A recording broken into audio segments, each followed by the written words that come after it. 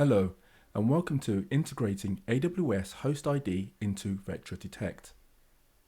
In the first instance, we want to make sure that we have access to the Host ID CloudFormation template, as you see here. In fact, what we'll do is we'll quickly open it just to ensure that we have, or that we can see all of the details contained. So that'll be the roles will be assigned to this particular user that we created. But then also we can change the default name as we've done so here. Now, once we have all of that relevant information, we can start the integration by creation of this user by navigating to CloudFormations. So that's what we're doing here. This is a CloudFormation template. We want to create a new stack and upload the template for use. So template is ready. We want to upload this template and choose the necessary file that we were just looking at. Okay, once that's uploaded, click Next. Create the stack name, something that easily identifies what we're actually doing here, and then we'll hit Next.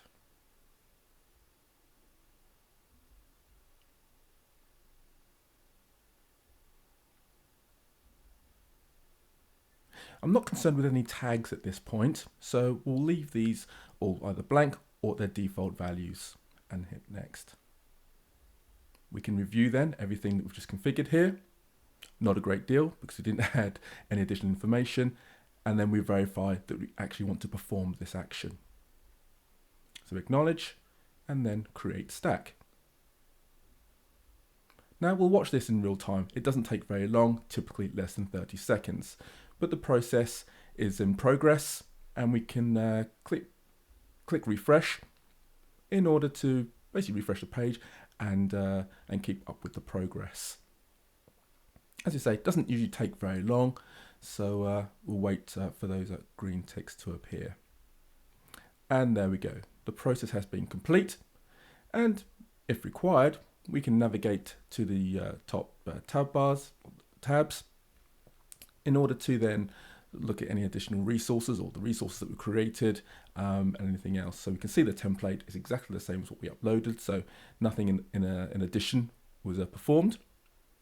And then we can go to then adding in the identity access management user, or configuring this particular user and grabbing out necessary details. So we'll navigate to users, identify the user that was just created. We have them there.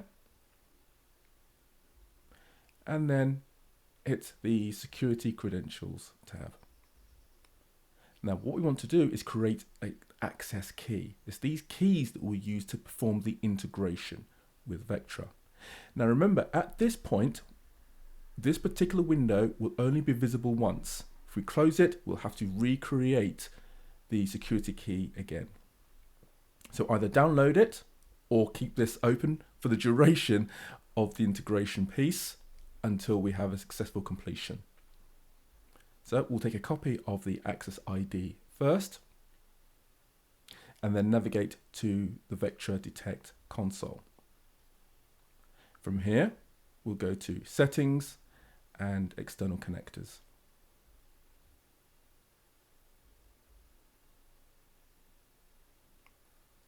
Then navigate to AWS to edit, switch it on, and then add new credential. Okay. Now we have a couple of options there: public cloud or US government, but in this case it's a public cloud. Alias, basically a name to which we want to give this particular user or integration. And paste in the key or the account key ID. The security access key will do the same.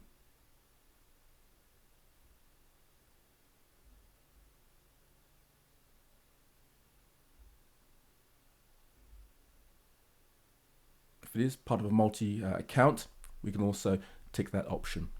We'll click OK, save that,